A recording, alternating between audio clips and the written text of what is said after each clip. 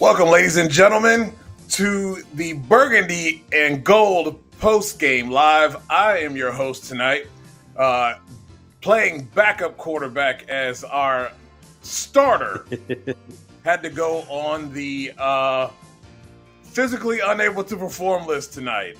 I think that's a good way to say it. With my guy, I'm here with my guy Bob Matthews. Bob, how are you doing tonight? And man, this game was not what we were expecting. No, it definitely was not. I'm tired. I want to go to bed. I'm like, I stayed up late for this. What the hell, man? But no, definitely not what we were expecting tonight. What can you say? I started working on my lead for my game recap, and I think that the silver lining for the silver lining for the coaching staff is it's not going to take them long to figure out what went wrong tonight. Everything did. And that includes special teams, despite Debo's, 50-yard kickoff return. They just, for whatever reason, they just didn't have it tonight. And let's just hope in, a couple of months from now, we look back on it and say it was just that short week that threw them off. And it's not some sort of deeper problem going on. Yeah.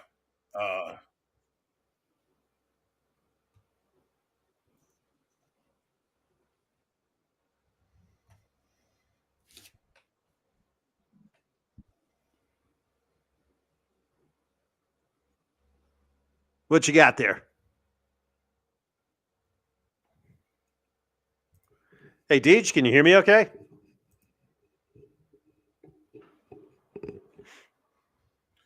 Yeah. Hope not. But it was really tough to watch. I'll just go over some first half notes that I have here.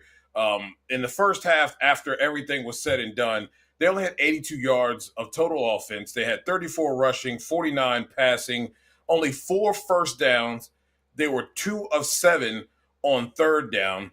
They were averaging 3.3 yards per rush, 3.3 yards average per play. They only had 3 penalties for 20 yards. They ended up with 5 penalties for the night. But we're having some issues, I think, tonight. Our video is just not very good right now. Well, I can hear you now. You're kind of going in and out a little bit. I don't know if you guys can hear us well. Yeah. Or me. No, well. I am hearing you fine. What's going on? Andrew, thanks for tuning in. Appreciate it, brother. Yeah, you're a little. I don't know why you're lagging. It's weird. But that is strange. They did not play well. They had 25 plays in that first half, and it just looked like a team that I didn't feel like they were aggressive. They seemed to be very out of sync on offense and on both sides of the ball, really. I mean, you look at the back end, it was very confusing to me to see this much confusion between the guys in the secondary. Yeah, it seemed like they were playing on their heels, all night long. Yeah, you're lagging a little bit. You're way behind me. Wow, that is weird. Well, let me just say that, and yeah, I've got an okay Wi-Fi. Looks good on you, and that's good then. You're lagging a little bit, Bob. I don't know what's going on. I'm not sure. Weird. I'm hearing you okay. That is strange. Very strange. Well, let me just say, when it comes to I'll tell you what, go out of the studio and come back in. Will do. Okay, go out of the studio and come back in. Stand by. Ladies and gentlemen, this was a weird game, guys. I mean, I don't even know how to even describe this whole thing. Both sides of the ball, they just looked really, really awkward. And I don't like these Thursday night football games. I just don't. With short turnarounds, with guys, having to play a full game, and the traveling team suffers for this. Okay, The traveling team suffers for this because for Washington, they had no choice but to get a rest day, get back in, and then come and travel, be there, and maybe you have a walkthrough. You don't even really have a practice. So it's tough for these teams to turn this thing around this early in the season when, preseason and lack of preseason plays a part in this. Not enough time for the starters to be playing together. But we can use all those things. But this game was very, very sloppy. And they were sloppy on there you are. They were sloppy on Sunday, and it just was a lot worse tonight. The sloppiness just continued. I completely agree. Completely agree. By the way, have you got me better now? Have we fixed our lag problem? Oh, thank God. Yeah, it's better. Okay, good. Yeah, it was just a really weird game. And like I said, I really hope we don't look back on. I hope this is just scar tissue talking from the last 30 years. I hope we do not look back on this in a few weeks and say this was the start of a real problem. But yeah, they just, Jaden didn't look particularly sharp again. Although, in all fairness, Micah Parsons was living and everybody else was living in the offensive backfield.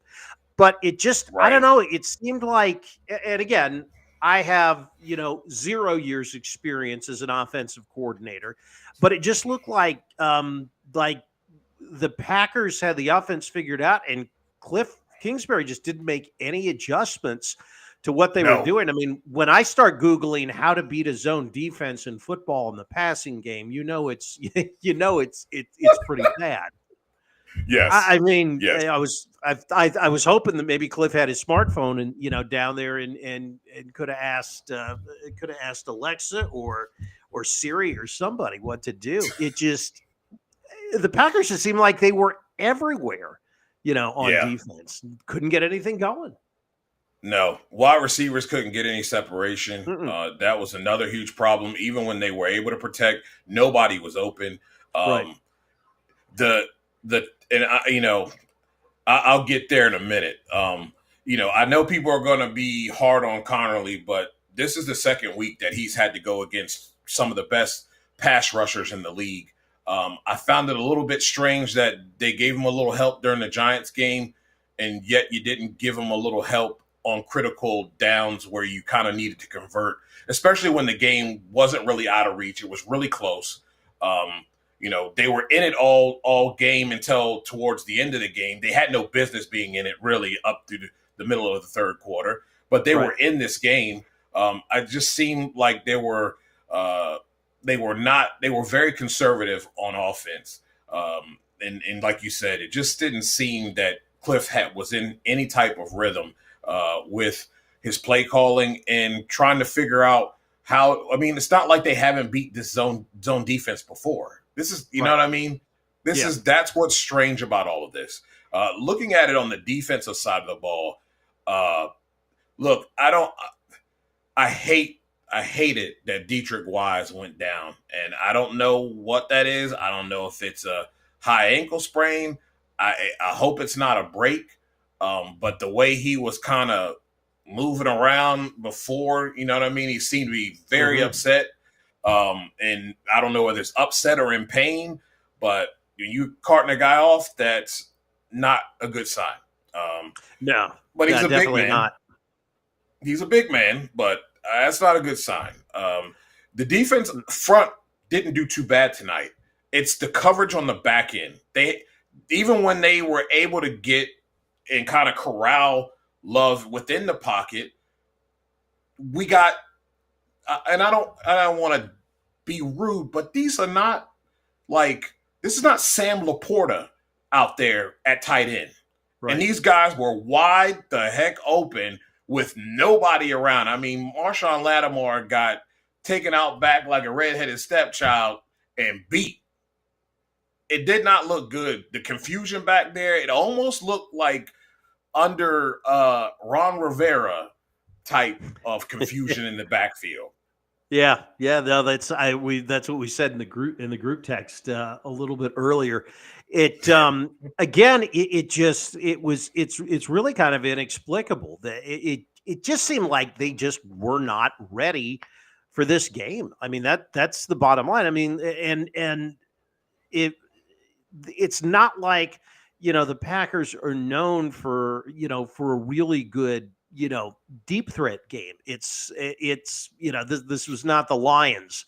Hell, it wasn't even their receivers. I don't even consider them comparable to Malik Neighbors and Darius Slayton. I mean, these guys were not Yeah, supposed to keep you up at night on the no, defensive side. And getting back to the offensive side, I get that you had Josh Connerly. Josh Connerly's in his second week as a professional football player, but mm-hmm. but still, that you should be able to overcome that either with help chipping or getting the receivers into routes where you can make use of who Jaden is and get him out Yeah, there and get him in something. It just seemed like they weren't ready to go from the opening whistle, and they never woke up in this game. And no, hopefully what we're going to look back on in a few weeks and say is that, wow, this Packers team is really, really good and maybe has a really good shot at beating Philly in the yeah, playoffs. And for the Commanders, hopefully it's a type of thing they realize they got some work to do to get better. It's a week-to-week league, so yeah. who knows? They may completely flip the script against the Raiders next week, but boy, it was just Yeah, ugly all around. it was ugly. Just to kind of go over some more stats, guys, for the final, they had 15 first downs on the night. They were 5 of 16 on third down. And,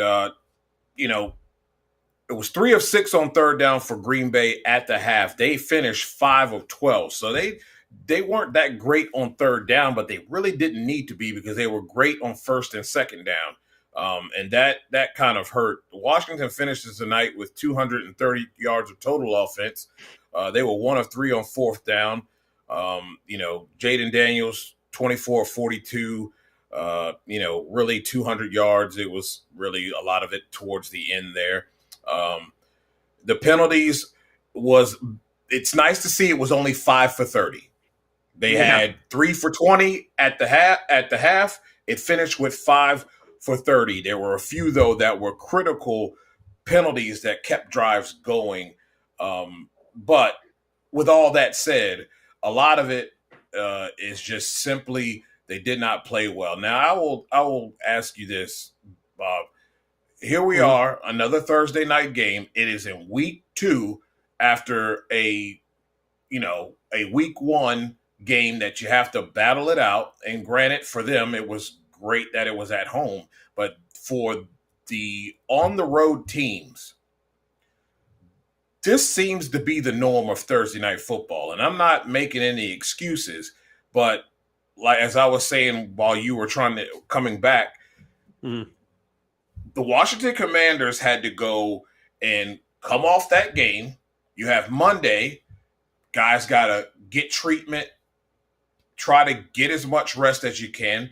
Tuesday, it's not really much of a practice because then Wednesday you have to travel. You might have a walkthrough on Wednesday, but there's really no hardcore practice and preparedness to get ready for this game. You're just hoping that you can create whatever continuity you had on Sunday that can carry over to Thursday night. That's not good when you're in week 2 of an NFL now where starters barely even see the field, maybe for one series in the second preseason game. Because we're still seeing teams kind of in this preseason lull. Do you think with all those parameters that had something to do with the guys on the field in their play? Yeah, I do because again this week you saw Jaden still throwing behind receivers from time to time. Not as bad. At least there weren't any really bad drops this week. I think there might have Yeah. been one, but so that part got ironed out. But yeah, I mean, that's the curse of these Thursday night games, which aren't going anywhere. So you've got to figure out a way to you got to figure out a way to deal with it. I mean, that was one of the great things about Joe Gibbs 1.0 was that his teams were so good on Sunday coming off a Monday night game. So it's just one of those things. I think the only thing you can say is thank God Thursday night now is out of the way for them. I know they have a Christmas, they're going to have a Christmas Day game, but I think that's Friday. Yeah. A little bit. That's a little bit better. But just for a team that's, quote unquote, as old as this one is, flush this, I think, figure out what you did wrong, correct it, and just enjoy the mini bye here.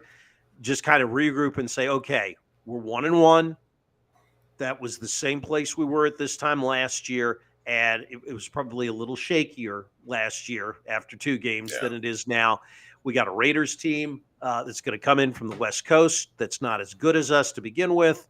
At home, a week from Sunday, let's just right the ship. Let's get everything, going against them and get this thing pointed in the right direction. Yeah. You just got to it is true. You can't dwell on this. They got to just get back to work. It's unfortunate. You got Dietrich Wise that is likely going to miss some time. My man, Austin Eckler looked like that was an Achilles. Contact. Yeah. The way he went down, we've all seen this before. I believe that is an Achilles injury. Fortunate enough for them, they have Jeremy McNichols. They have Chris Rodriguez, and Mr. Bill, the man they call Bill, there. And I don't think they're going to miss a beat on that. Rodriguez and McNichols do a very good job on third down as far as chipping and blocking. That won't be an issue. All 3 of those guys are capable of running the football.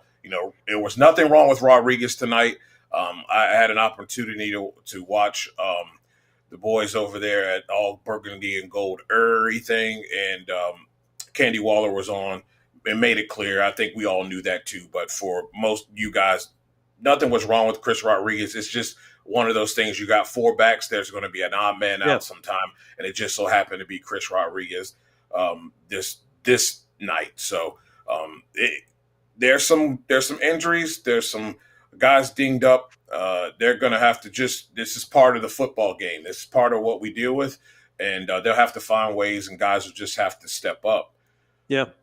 Hey, how about, on the bright side, how about the closing speed we saw from Trey Amos on that long pass in the first quarter?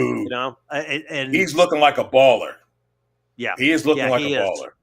He really that is. Was a key play. That looked like a touchdown until he comes out of nowhere like Superman and bats the ball down. Yeah, and I mean you can make an argument after seeing that play that he might have been, baiting Jordan Love, knowing that he had the closing speed to make up on it. That's what I'll go with for now until I'm proven wrong.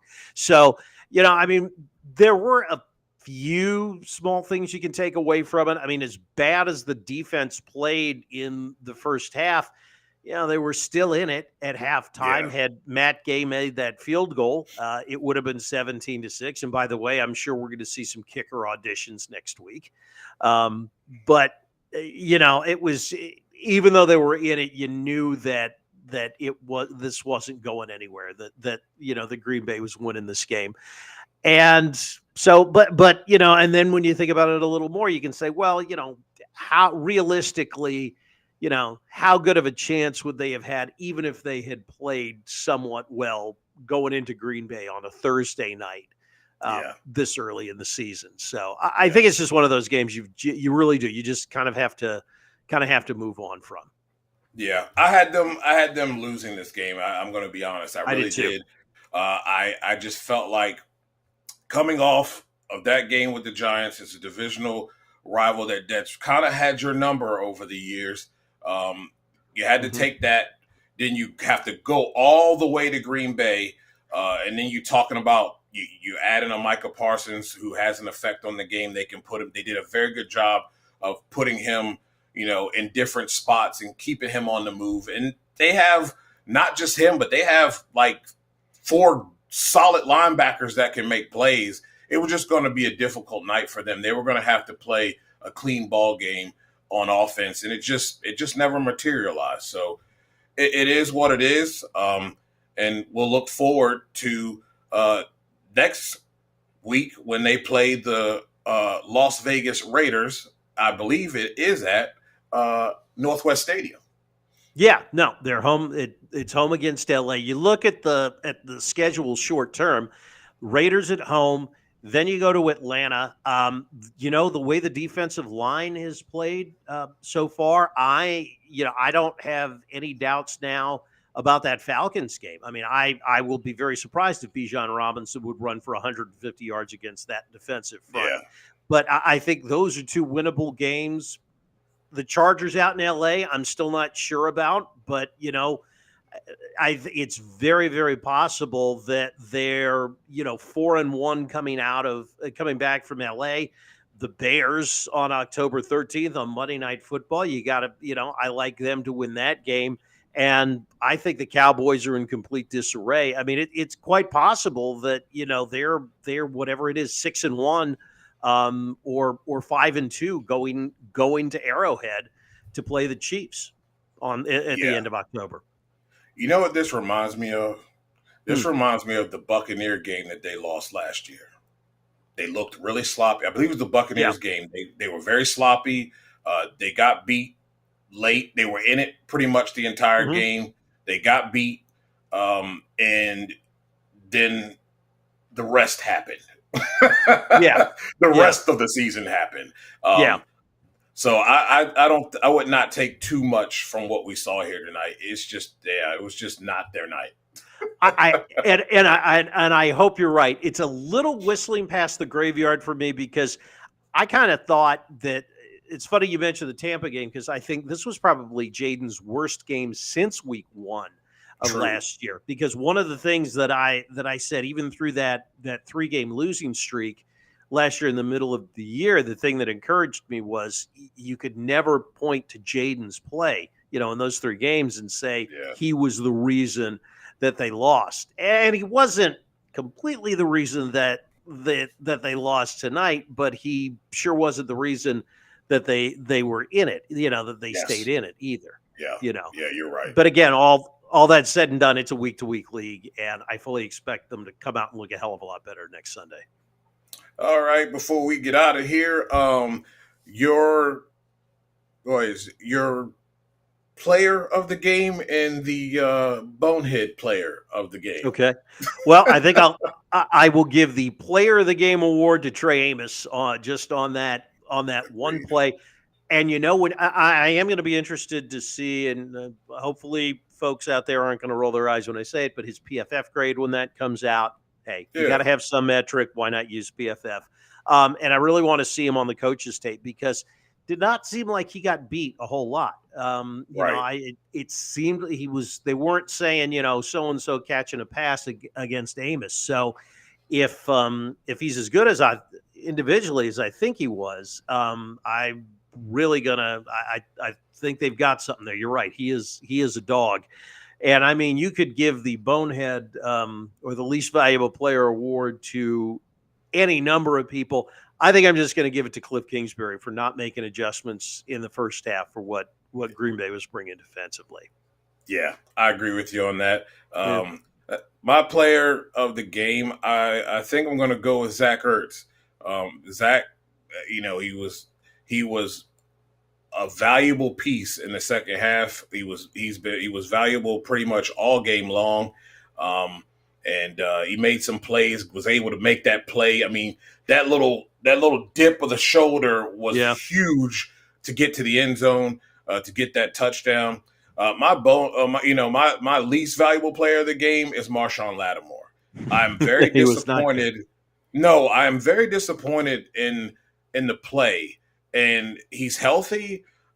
He just seemed to be confused. And it it looks bad when they're picking on you. They brought you in here to be the showstopper, and they were picking on you. They were not even going at the rookie. They were going at you. Yeah. And that is a problem for me. You were brought in here to be a guy that they don't want to throw on that side to. And it seems like in a lot of games they are picking on you. If I'm Joe Witt, he moves to the slot, and I put Sanders still out on the outside and put him to the inside, because right now he's fighting for his life out there, and it's something that this team cannot have when they've got these teams in 3rd and 11, 3rd and 12, and you're completing passes because he's out of position for some strange reason. And he didn't get caught, but there's 2 times he's pushed people out of bounds when they were already out.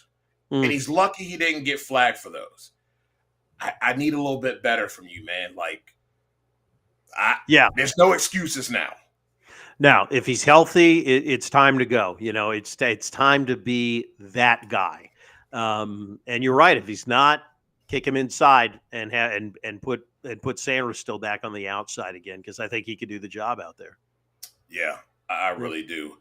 Well, ladies and gentlemen, we thank you for tuning in tonight. Unfortunately, it was a tough loss for the Washington Commanders as they fall to the Green Bay Packers at Lambeau Field at the whiteout game, 27-18.